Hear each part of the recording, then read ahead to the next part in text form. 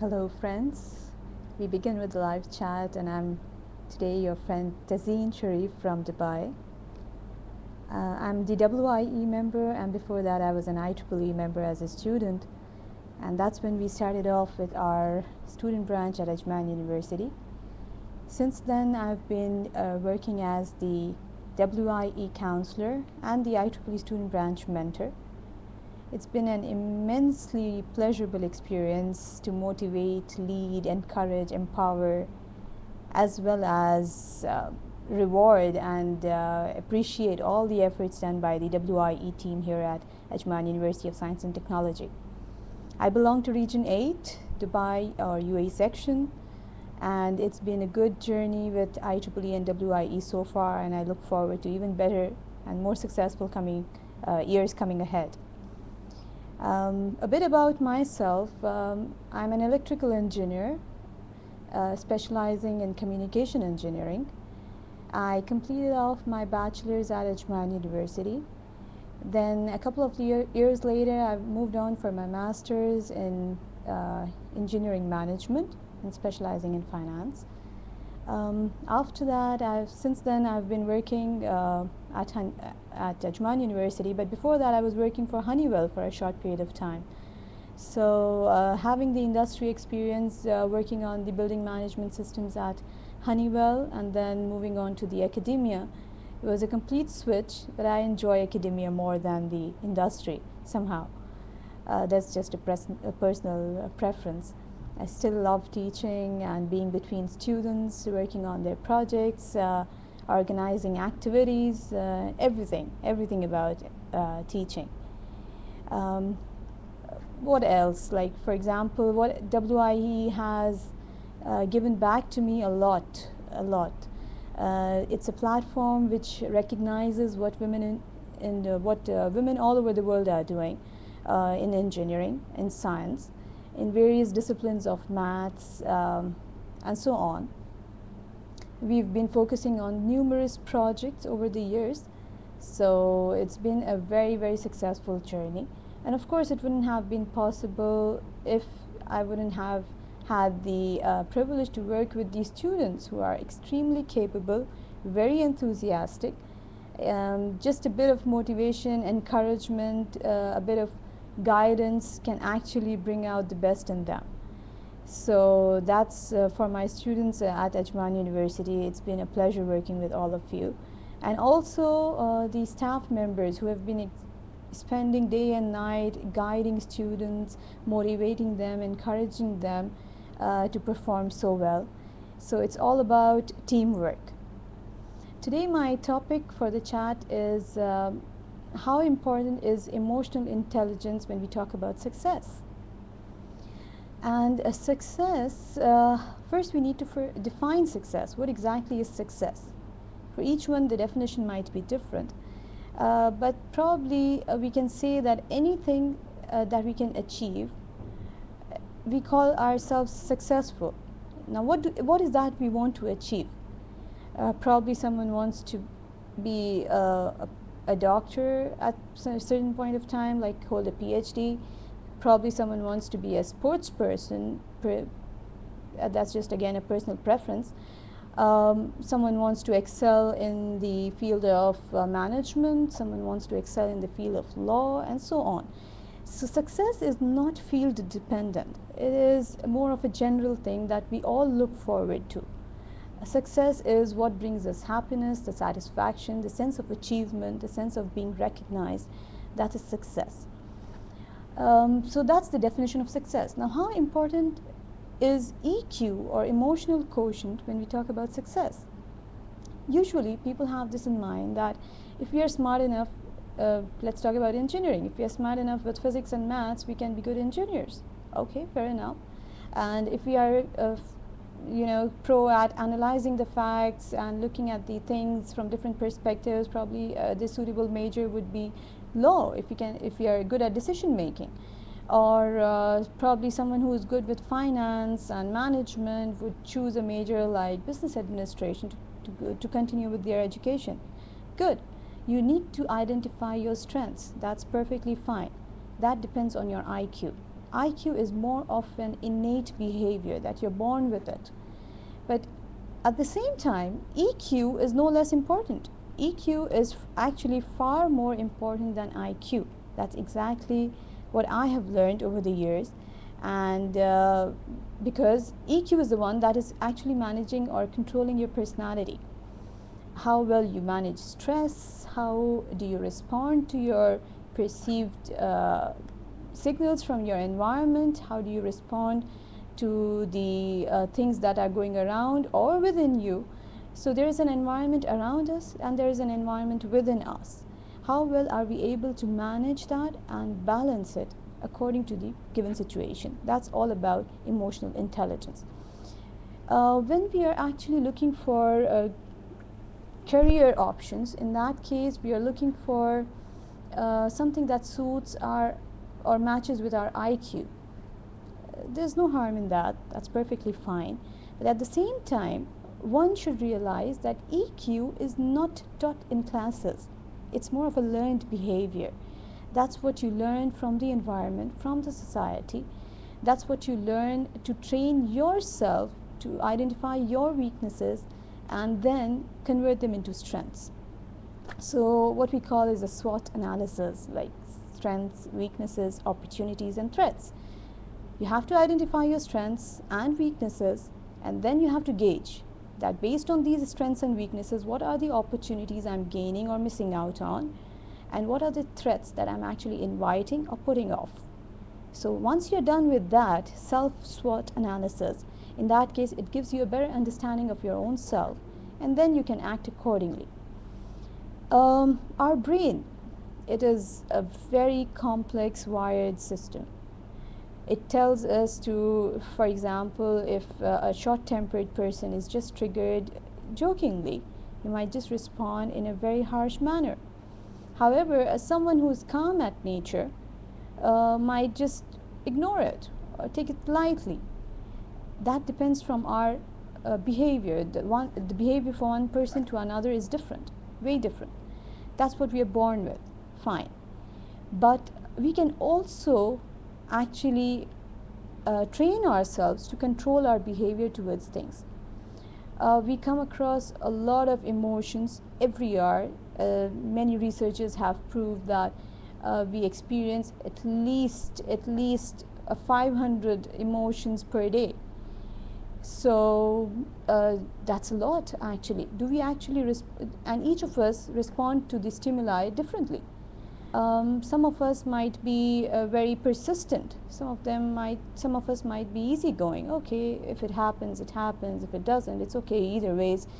But in either case, we need to understand how are we behaving to a certain situation. Not only that, if it is going in the negative direction, we need to train ourselves in order to control ourselves better and respond to the stimuli in a more appropriate way. How does EQ actually control the value of success? I would say it's 90% to 10%. EQ versus IQ. That is the ratio, in my opinion, and even the researchers have concluded that EQ is actually a far bigger factor when you're talking about the personality of a person than the actual performance. So if you look at the big CEOs of the company and you look at the organizational chart, probably you will find out that the people who are very high at IQ are not reaching to the highest organizational chart positions. However, those who are the CEOs or the directors or other big shots at the organization, they are probably having a lower IQ but a very high percentage of EQ as compared to the other subordinates. An IQ level will actually determine how well you will perform or how accurately you will perform, for example, a math question or a physics question. But EQ actually tells us how will you respond to it. How will you, if you are getting a very surprising exam, will you actually stay calm and think about it, or you will panic and you will rush into things and probably you will forget even what you know, so you will end up messing up even more. EQ is more to do with your learned behavior. Sometimes our impulse responses are so abrupt that later we regret, oh, I shouldn't have actually responded in that way. Or sometimes our impulse responses are just not accurate enough, and later you get the best ideas that I should have said this, and I should have said that, and I should have said it in this way, and so on. So how can you actually manage to think at the right time and accurately respond to it? That's all about EQ. Our brain is always ready to learn and always trying to find out the simplest way to perform or to respond to a situation. None of us enjoy stress unless it's the healthy stress that can actually give us the better results. None of us actually enjoy being exhausted by repeatedly thinking over the same issues. So how can we actually manage ourselves to control our responses better is all about EQ. EQ not only corresponds to the negative emotions like anger or frustration or tiredness or depression. No, EQ is actually even referring to the positive emotions like feeling extremely excited, or that adrenaline rush when your boss gives you an appraisal or a raise in the pay, and the next statement or immediately later he asks you to do a job that you're not just able to do it alone or probably in that set limit of time. And because you're so excited, you commit yourself, not really commit, you overcommit yourself to doing something. And later you realize, oops, I made a mistake there and I cannot do that single-handedly. Neither can I achieve the target in that specified time. So what do I do next? And you get stressed and you exhaust your energy and you feel extremely tired, you cannot deliver to your potential, the quality of the work is compromised, and so on. So at the same time, if someone is emotionally intelligent, that means holds a high EQ level, which is not fixed by birth, it is something that you have learned and trained yourself to respond to certain situations. In that case, you can actually take a breath, look into things, commit accordingly, and then manage the things by themselves. So managing EQ is what we have to train ourselves for. It's a very easy, yet it's a very difficult task, because it is about balancing the internal environment versus the external environment. So sometimes we are going through a lot of emotions, and there are situations at home, there are situations outside work, and there are certain situations at work. I cannot carry my problems at home to my work, and neither can I carry back my work problems at home. I need to be intelligent enough. So that also signifies emotional intelligence. Now, how does it relate to success? Success, as we already said, 90% depends more on EQ, and IQ contributes to probably 10%. That does not mean that someone who does not have a very high IQ or someone who has a very high IQ will not be successful. No, it means that when the other person is looking at you, who is an employer, who is probably in your personal relationships or in your professional relationships, you have to have a very pleasing and pleasant personality.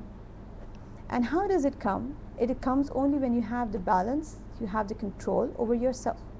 So first thing is, it's a 4-step process. EQ is a 4-step process. First, you need to be aware of yourself, so that's self-awareness. Then you need to understand your responses and emotions. So understanding the responses and emotions for yourself, again, it comes as part of self-awareness. Third, you need to analyze them, whether you were right or you were wrong, or could it be better, or what would be the better response to a certain situation. And fourth is you have to build on relationships. So you have to work on building relationships, whether it's personal relationships or professional relationships. They all depend on the same things. How friendly you are, how easygoing you are to understand things. It's not about arguments, it's about discussions. That's a fine line, and we need to understand that. So uh, being nice is not emotionally intelligent. It's not that we always have to be nice and accept things and never say no. No, that's not being emotionally intelligent. It is about saying no at the right time, in the right way. So there are two things. It's not only about saying no, but at the right time and in the right way. Like the tone matters, your body language, the situation, the time.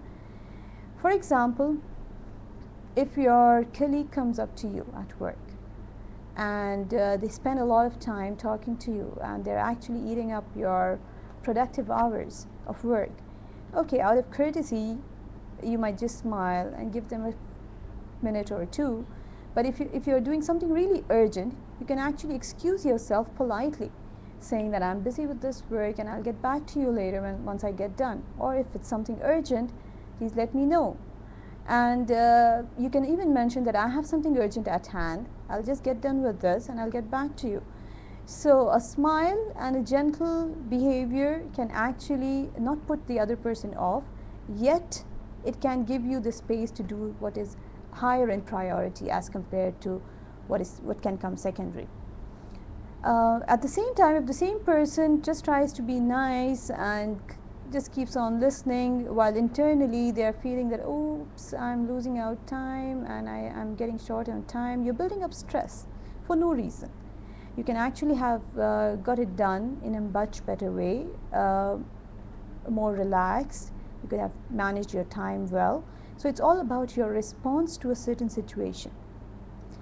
It's very important to be clear in your mind that anger actually hijacks your better responses. You have to turn down your anger. If you're angry, you're definitely not performing in the best way. That's for sure.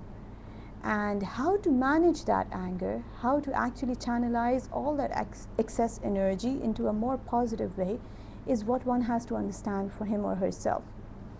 So getting a hold on the negative emotions and putting them down, getting a hold on the positive emotions and giving them an amplification factor or raising the bar is all that we have to manage and learn with time. It's been 5 years that I'm working with students of different age groups and different years of education. I meet a lot of people all over the world, and I actually observe their body language. It's very interesting. Sometimes many things are not said verbally. They need to be understood via facial expressions, via body language, the movement, the eye contact, and so on.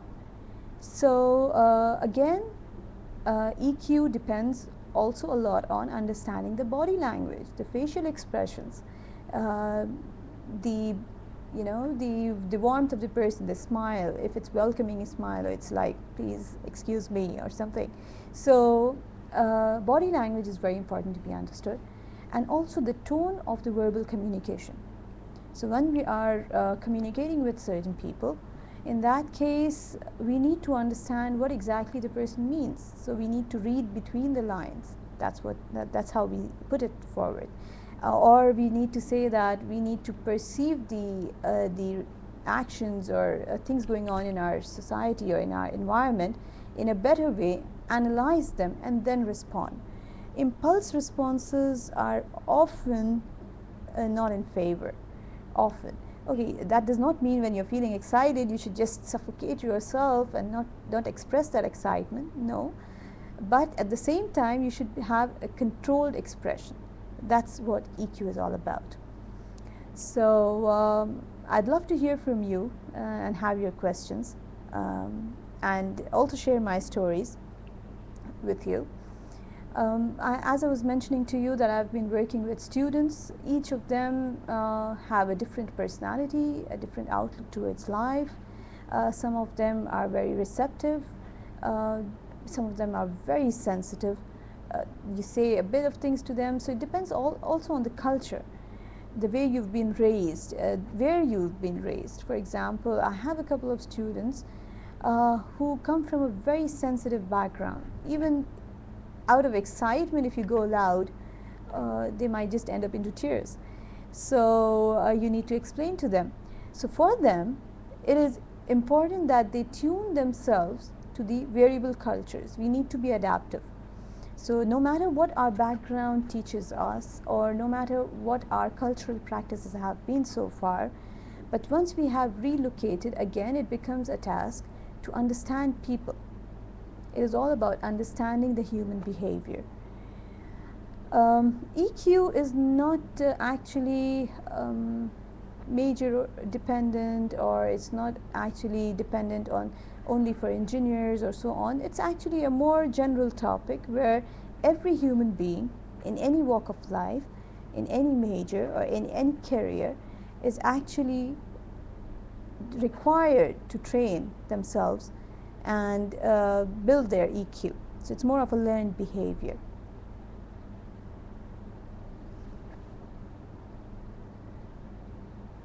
And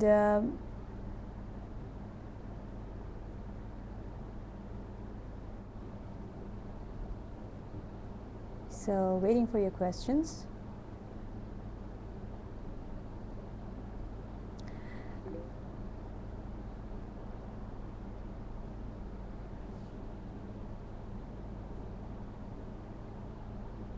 Okay, we have a question from Ghazal Siddiq, and she's asking, how different has it been for me to handle professional and personal emotions? Definitely personal and professional emotions are very different, and how different has it been for me to handle them is probably, it would be the same thing for anyone else. It's more of a formal relationship at work, and personal emotions are of a much wider range as compared to the professional emotions.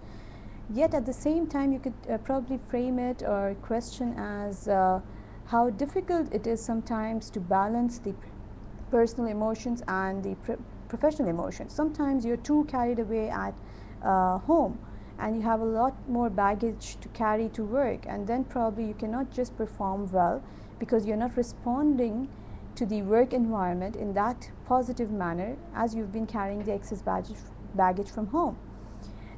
Similarly, if you're too decked up at work and you're too exhausted with work, or there's something urgent at hand and you cannot take it back home because probably everyone else is waiting for a party there, getting dressed up, and you are too busy thinking about a new consignment or a difficult design or something creative and innovative to be developed using media work, or what's happening with the stock market. So in either cases, if you try to mix up the personal and the professional places, environments, or the emotions, in that case it's a big failure. So you need to understand exactly that it cannot be carried forward. The work is at work and the home is at home.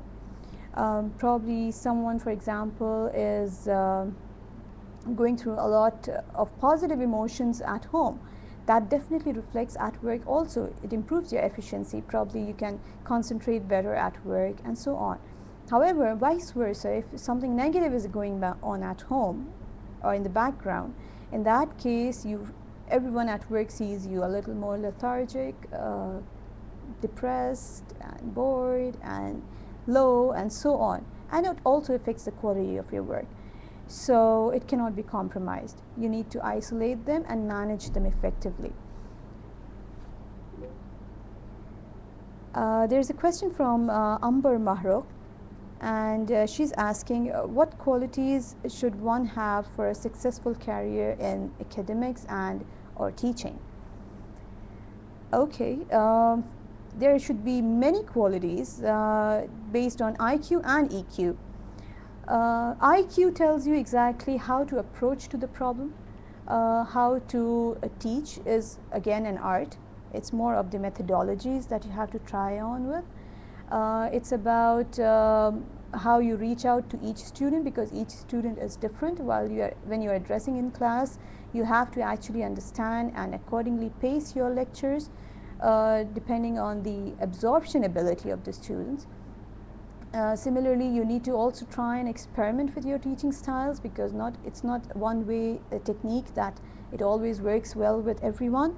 So you need to modify your teaching styles on and off. That again, by understanding the environment, by receiving or perceiving from the people around you, you need to respond accordingly. As far as the EQ is concerned, it is far more important to be more emotionally stable and emotionally intelligent to be a successful teacher than, I would say, more than the IQ. Why is that? Because each student, as we mentioned, is different, and each student probably, some of them might be sensitive, some of them might be hypersensitive, and some of them might be just, we don't bother. So you have to consider all of them.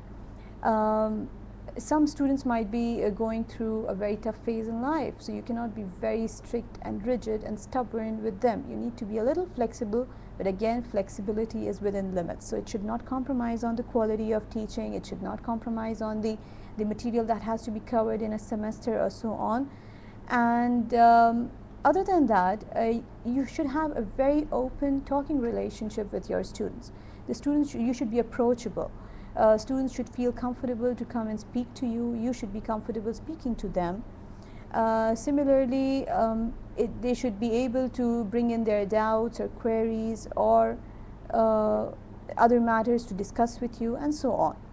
So it's a very important factor for having a successful career in academics or in any other field. For example, even if you're working as a technical engineer in some industrial applications, or in the real life market. In that case, you need to work with a team.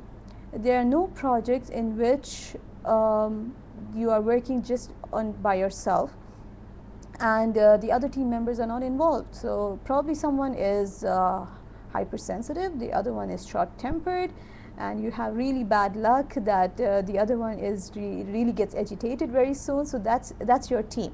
So you cannot say that's my bad luck and I just opt to go out.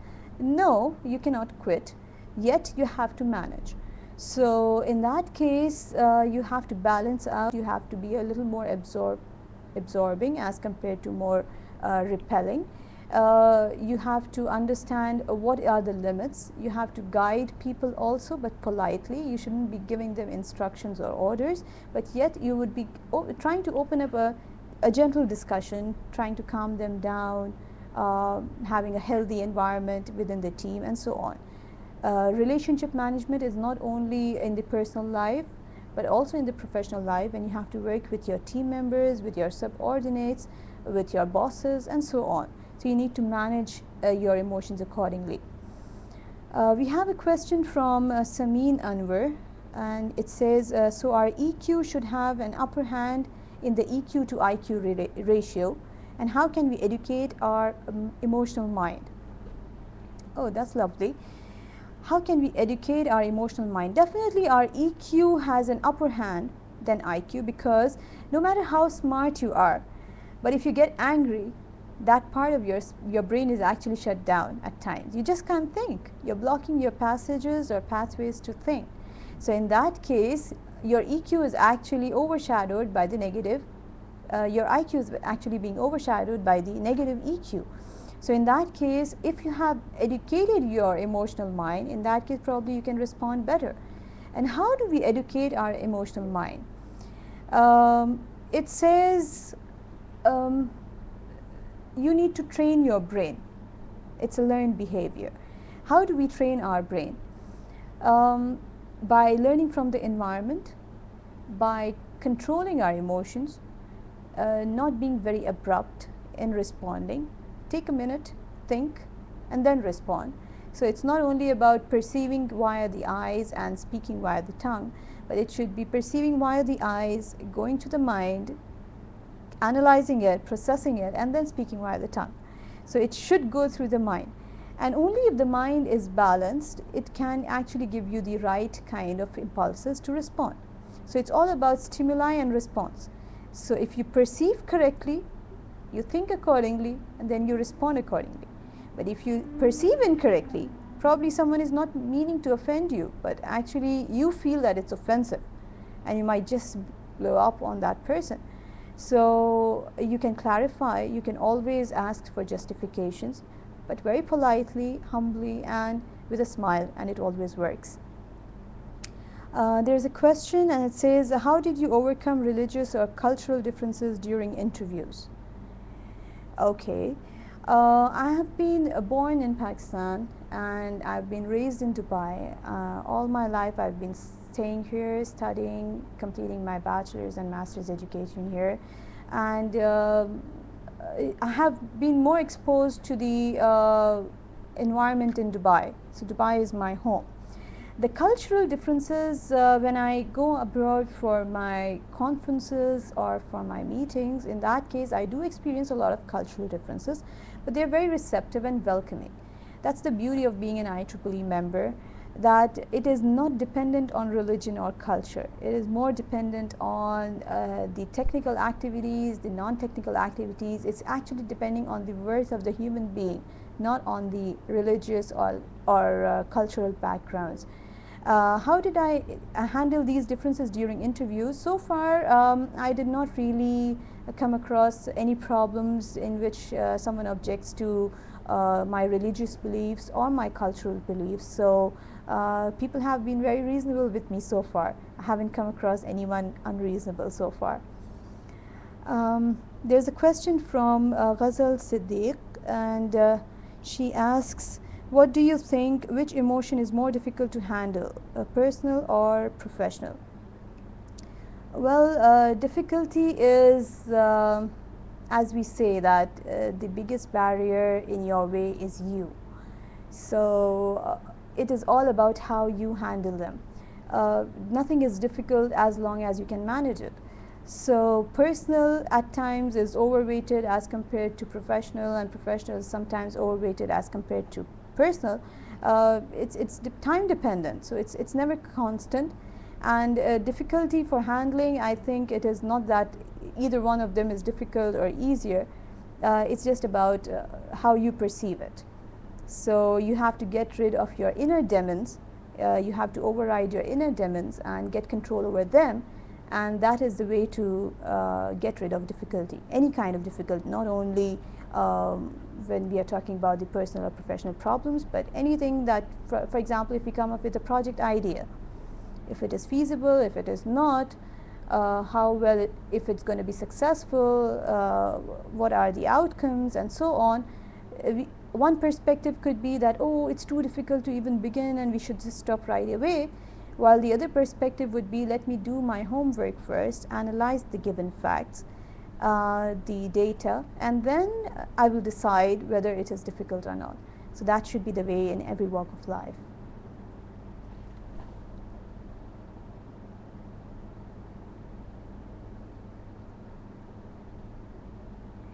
Now we can even talk about how we can raise our emotional intelligence or our performance at work. The emotional intelligence needs to be balanced, and it does not only affect the quality of our work or our performance at work, but it also affects our physical health, our mental health, and our relationships. Of course, if we are not healthy at mind, we are not healthy at heart, and we are not healthy with our relationships. In that case, we need to very effectively manage the stress levels. Else it can lead up to sometimes very severe problems like strokes and blood pressure problems and a weak immune system. You'll on and off be tired and exhausted with the slightest attack. For the mental health, it is very important again to manage the mood swings. Now, sometimes we are very agitated or not feeling comfortable, and things are disturbing us here and there. But at the same time, if we are not able to control it well, in that case we'll be experiencing mood swings. Sometimes we are too happy, sometimes we are too sad, too depressed.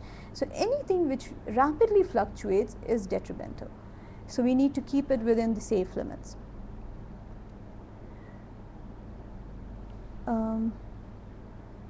There's another question which says, any person who cannot control his or her emotional power, what do you recommend? Well, it is about giving up then. One should never give up in life.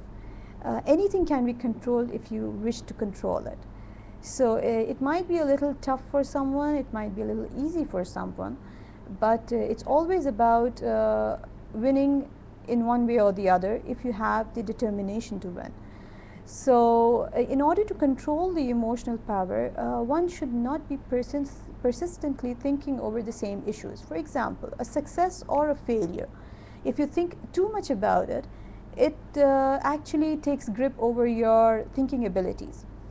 So, for example, a successful person. If a successful person keeps on thinking that this is because of me, I have been doing it, the focus is on me, I have invested in so much of effort and time and so on and so forth.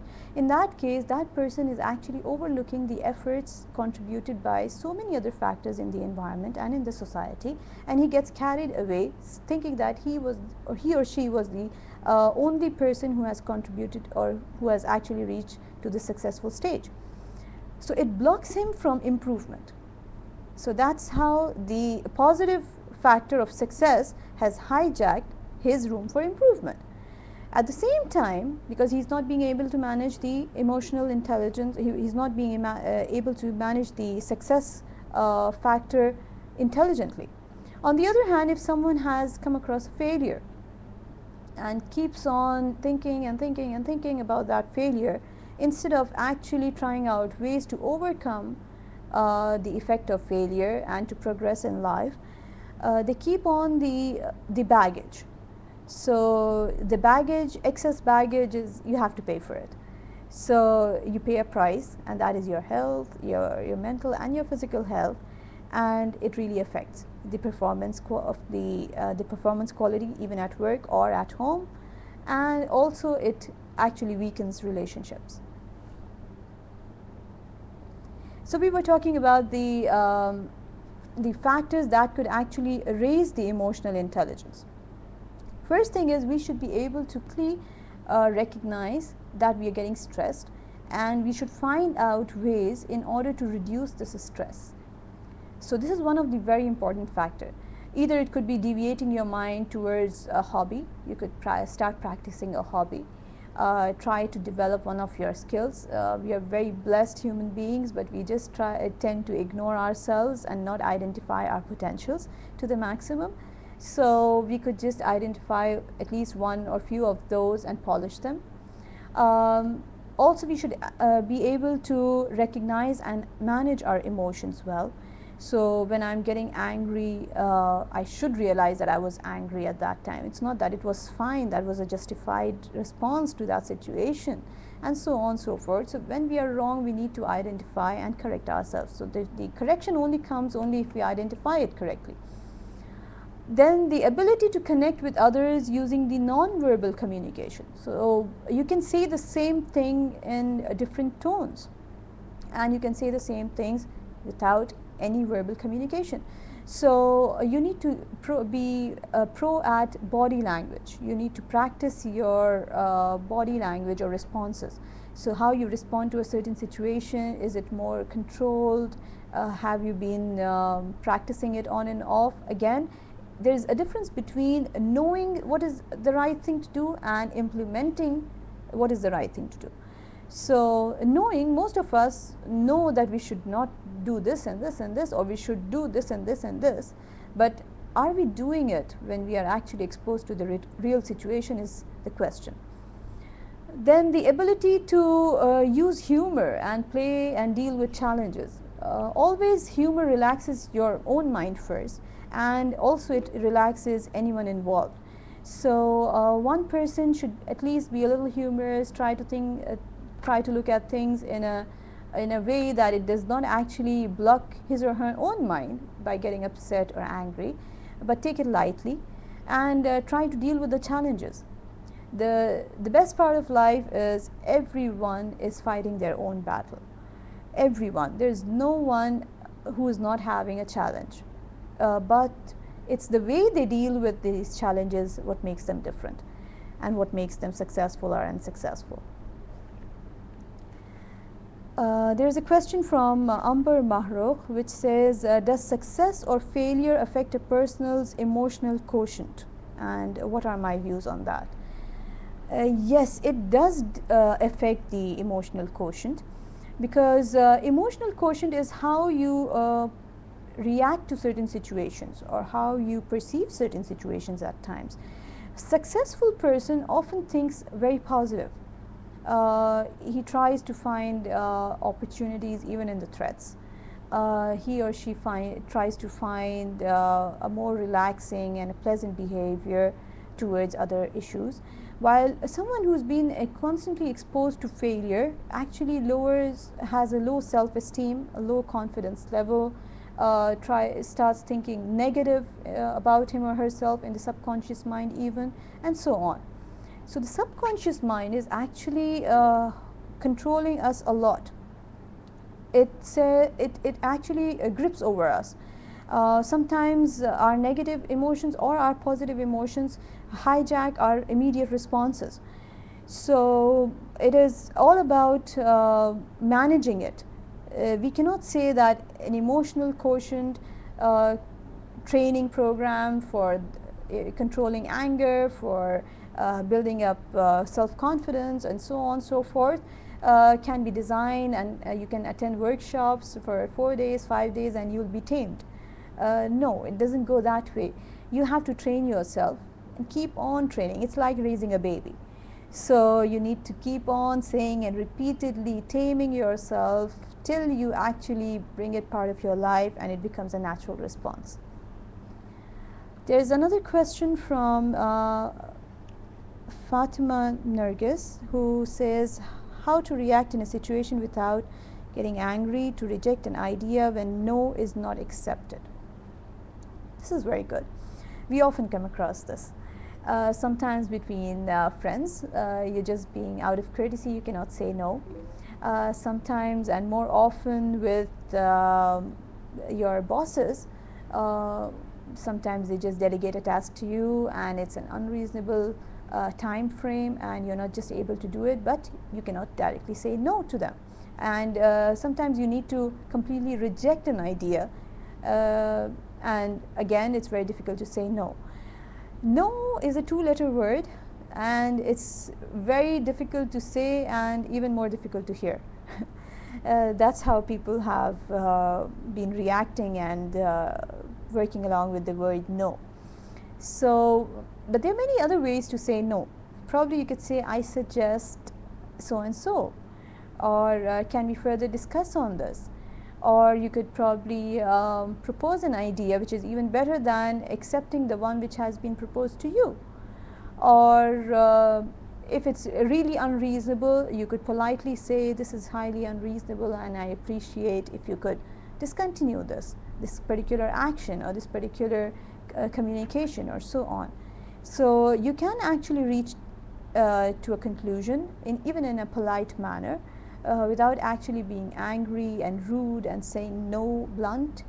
You can actually frame it up well by giving up an excuse, or not really excuse, but justifying yourself why exactly you're not willing to accept it.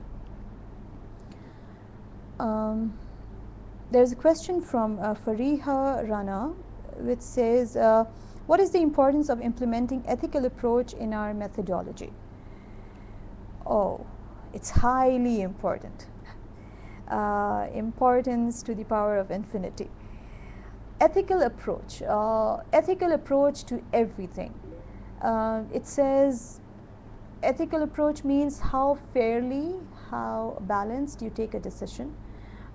If you're not violating any laws imposed by the organization, if you're working for one, or if you're in a relationship. Again, all relationships have some laws and you have to stick to them.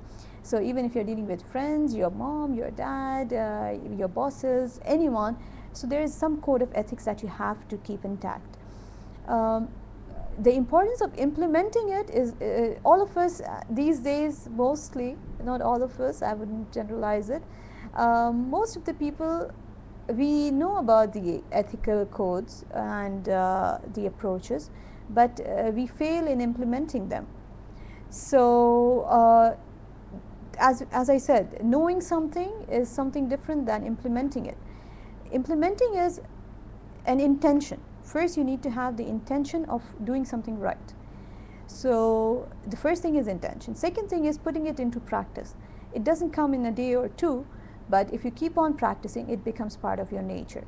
So one needs to keep an eye on that and try to keep practicing the ethical approach in any field and any major as much as possible. There's another question. It says, how do you help women in engineering in Dubai raise their EQ or confidence in a male-dominated field? Lovely. I'll share a little story with you. When I was a student at Ajman University, we were a very small group of engineering students, and in that group we were just 20 girls who grouped up and established the IEEE student branch. After doing that, we realized that it's a male-dominated field, and when we started to attend the UAE section level meetings, we were just a minority among all the other members who were attending. Then the next year, we formed the IEEE student branch, and that gave us the platform to recognize the efforts invested by the female engineers and to empower them, encourage them, and make them a prominent figure in this male-dominated field. So it's been 6 years, a very successful journey, and from 20 we have moved on to over 100 members at the IEEE student branch, Women in Engineering student branch at Ajman University. So that's a big achievement. At the same time, I wouldn't say that having members is an achievement, because probably it's good enough to convince them for the first time that you can join in and there would be a lot of benefits and so on and so forth. But if the same member continues the next year, I call it achievement. For me, that is success, because getting new members is relatively easier than maintaining the strength of the branch. So now what have I been doing in Dubai to raise their EQ? I've been working with a whole lot of students at the Ajman University, and also interacting with the other students in the various student branches in the UAE section.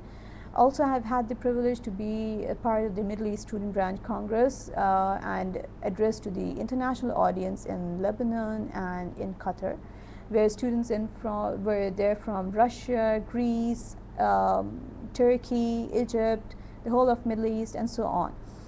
I met girls there, female engineering students, and I met male engineering students as well. The approach the female engineering students have today is very different from the approach they used to have a couple of years back. Today they are more confident, they are self-aware, they are ready to learn, they are ready to fight, they are tough competitors for the male engineering students, and they're very confident about themselves, and it is because they are passionate about taking up their engineering field.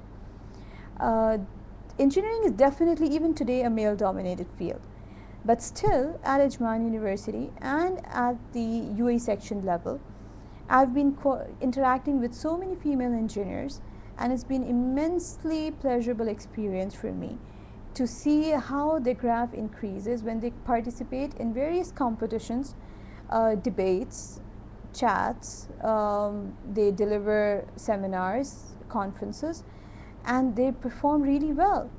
It's all about motivation. You need to make them believe that they are no less than the others, and they can probably be even better than them. So how has it actually increased their EQ? EQ is when you learn a lot from the society. They learn a lot from their male colleagues as well as from their female colleagues. Being women, we are more sensitive. We respond to stimuli a lot more abruptly and impulsively as compared to the male. But that's how we are made, and we are proud of it. That's how we actually are the nurturers. So it is about actually managing the complete thing. There's a statement from Samia Friends. In my opinion, I think that huge part of our success is to recognize other people's impact.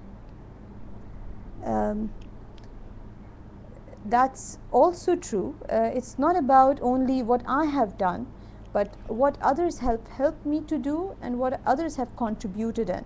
That's so true. I agree with you, Samia.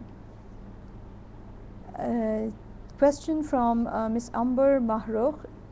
What measures can educational institutes, schools and universities take to nurture EQ, students' EQ?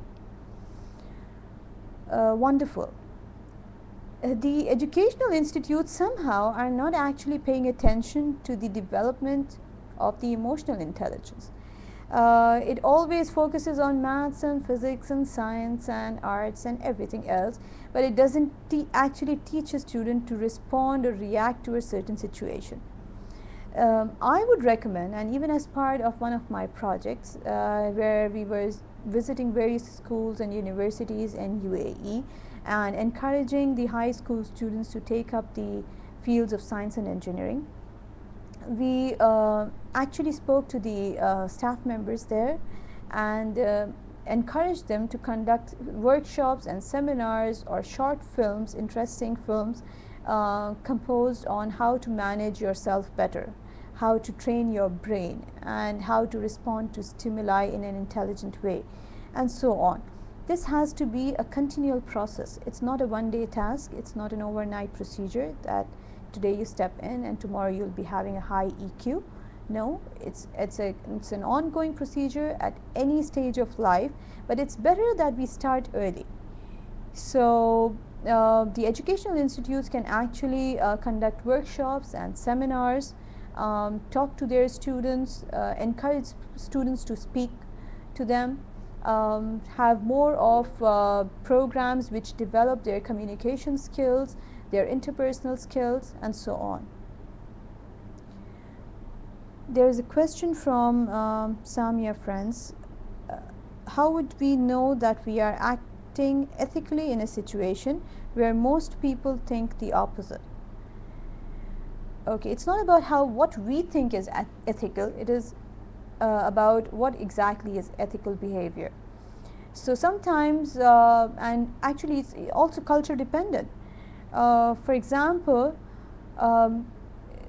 being a Muslim, there is a restriction that the women are not supposed to shake hands with men. But it is a cultural or a religious procedure. However, if I go abroad and it's very normal and it's ethical that the gentlemen actually put their hands forward to shake hands.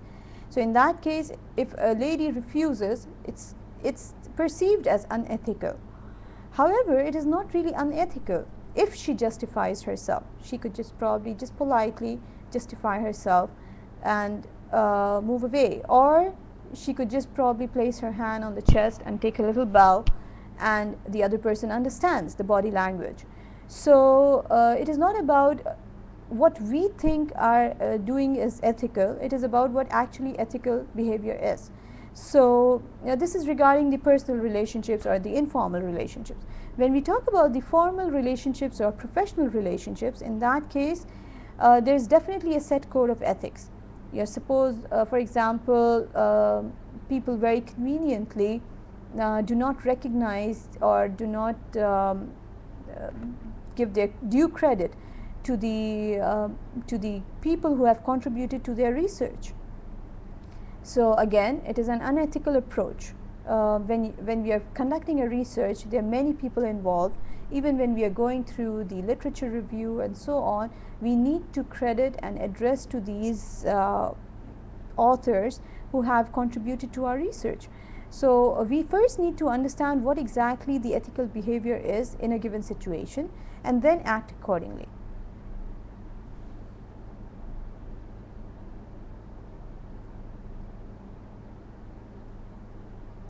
So let's continue with developing. Okay, we have another question.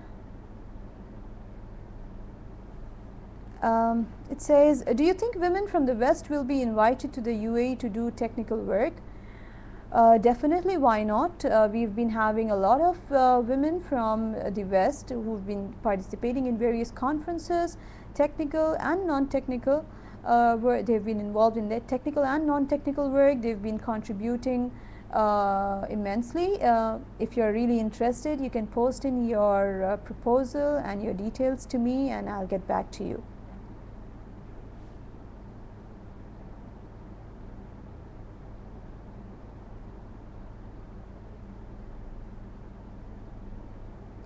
Okay, so getting back to the topic that we were discussing, that was the skills of emotional intelligence.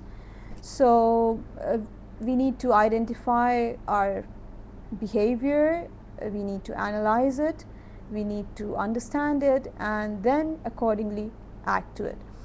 The ability to resolve the conflicts, this is again a very, very important thing that one has to develop. Again, when you're working as a team, there are no projects. When you work solo or individual, you work as a team. You work whether at home or at work. In either case, you have other people joining in. And it's not necessary, and most of the times there is a personality mismatch or there is a conflict and one cannot manage it effectively. It leads to undue stress, and it leads to a break in the relationships, ill feelings, and so on. So how to resolve the conflicts positively, especially at work? When we are working, we might not agree to everything that our colleagues have proposed or our bosses have asked us to do. But at the same time, if we have a conflict of opinion, in that case, discussion is the only way out. There is a fine line between discussion and argument. Arguing leads us to nowhere, but discussion can actually give in the positive result. So discussing things out with confidence, do your homework, get the facts straight, and only then things can be discussed well. Keep an open mind to receive and think. Because if you go with a decision, in that case you're not discussing. So always be open to discussions, perceive the facts as they are, and try to think in a positive way. Another question which says, can you elaborate on any hurdles you faced in your career and how you overcame them? Yes, hurdles in the career, as I mentioned to you. Before working as the communication engineer as a teaching staff at Ajman University, I have worked for Honeywell as a BMS engineer. I was working as the building management systems design project engineer, where we had very large scale projects where we had to design the controllers, the chiller panels, the heaters, and so on for prestigious large scale projects in Dubai. There were a lot of hurdles there. First of all, I was the youngest and the only female engineer in the entire firm. So there was this gender discrimination, probably, that I was the only female and probably the fresh graduate and the least experienced, and so on. So I kind of was a little hesitant initially, and I had to overcome the internal barriers within myself and then coordinate with the people. The second hurdle would be, for example, going on site. The scorching weather in Dubai and being at site, it was again a difficult task, being the only female engineer working for underground projects, for overhead projects, and so on. So these were the hurdles, the key hurdles, I would say, that I had to face. How did I overcome them? It was an immensely rewarding experience at Honeywell. Working as the BMS design engineer gave me a wide experience on real life projects, connecting the technical knowledge that I had gained in the classrooms and implementing it in the real life projects. They were very accommodating.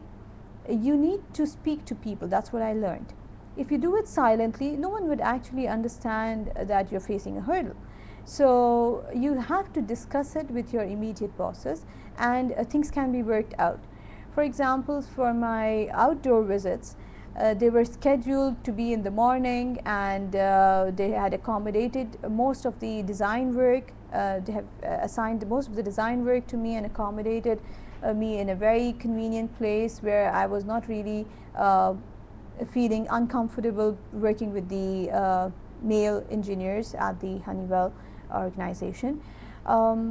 Even at the Ajman University of Science and Technology, we are just 2 female engineers who are the full-time staff members in a faculty of 25.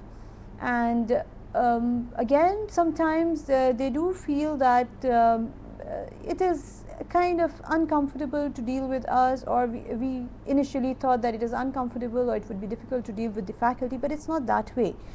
We need to speak out again. Each one is ready to learn, each one is ready to accommodate, so we just have to be reasonable enough. There is a question, it says, is success due to emotional intelligence can be achieved only in educational field? No, emotional intelligence is not major dependent. It is a principle of life. That's how you live. That's how you teach yourself to live. So emotional intelligence, whether you learn it or not, whether you're an engineering student or an engineering professional or a business professional or a business student, it is not age dependent, it is not field dependent, it is just a human behavior that one has to learn in order to success in the day-to-day life as well as in the professional field. So can it be achieved only in the educational field? No, we learn from everyone, anyone, anywhere, everywhere. So even if you're working as a team in the work life, in your real life situation, in that case, again, you learn a lot from your colleagues. Sometimes even without, there are no classrooms where you sit down and make down notes with PowerPoint presentations and so on, telling you how to react and how to behave in a certain situation. But it is more of being in that situation and recognizing that, yes, this was a better way to respond, or I shouldn't have done this, or I should have done this. So this is all about learning or polishing your emotional intelligence.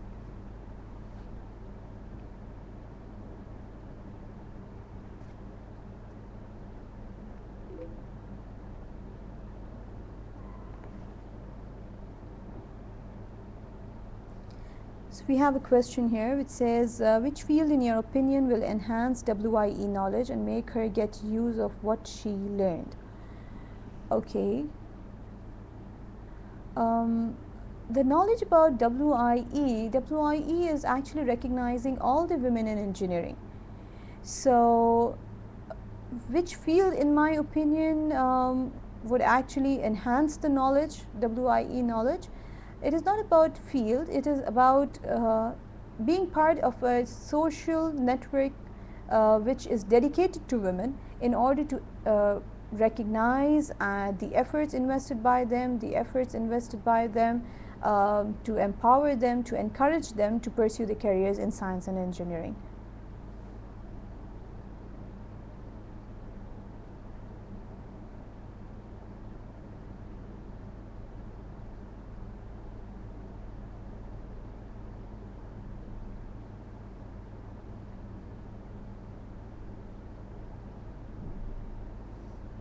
Okay.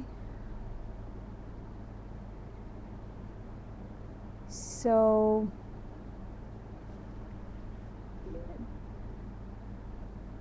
if there are any additional questions, please post in. We're almost in time to wind up.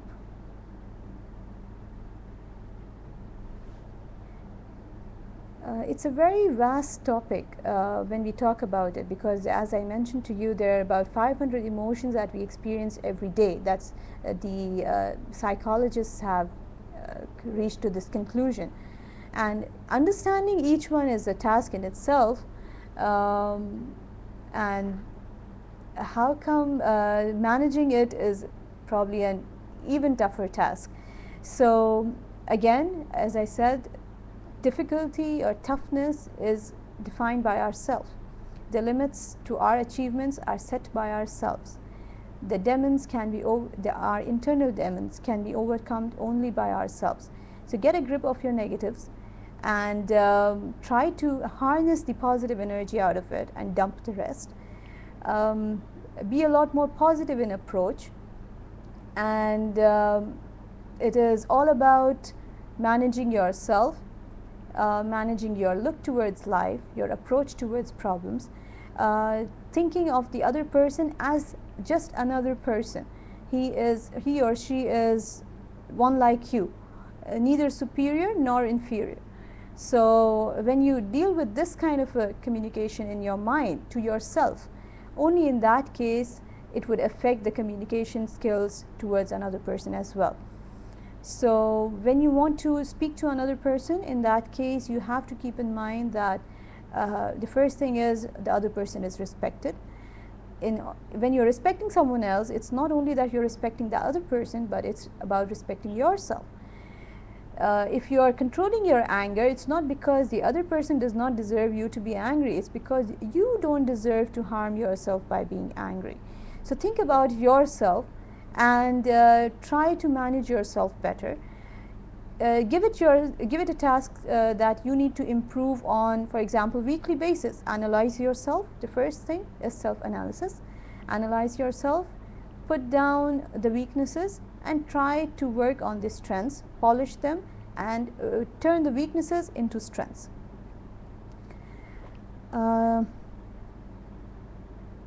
There is a question from Amber Mahrukh. It says, do you agree that people from less privileged backgrounds are more success driven? No, not really. I would not really agree to that people from the less privileged backgrounds are more success driven.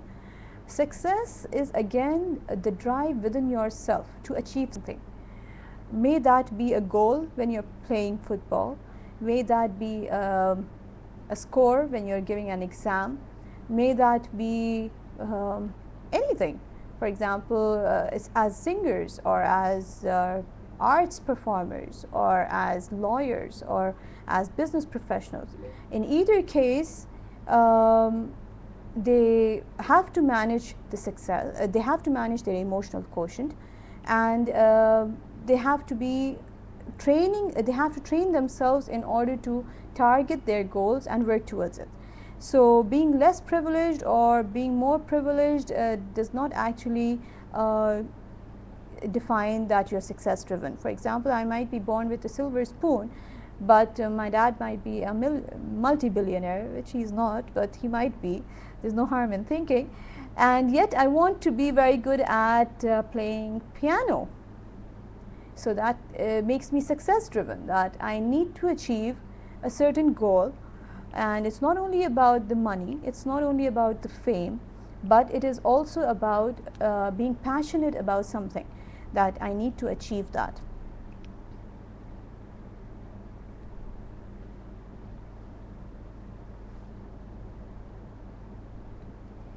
Okay, so here we are done with the questions, and thank you all for tuning in, and thank you all for the questions. I look forward to hearing from you even in the coming months and years. It has been a pleasure to be here as the WIE member and address to all of you. As on behalf of the Ajman University of Science and Technology, I thank all my viewers right now and all my students who have contributed to a very successful WIE student branch at Ajman University. Thank you, Kiana, for coming up with such a brilliant idea of having live chats and getting to meet more people around the world. Thank you all so very much. Have a very nice evening ahead.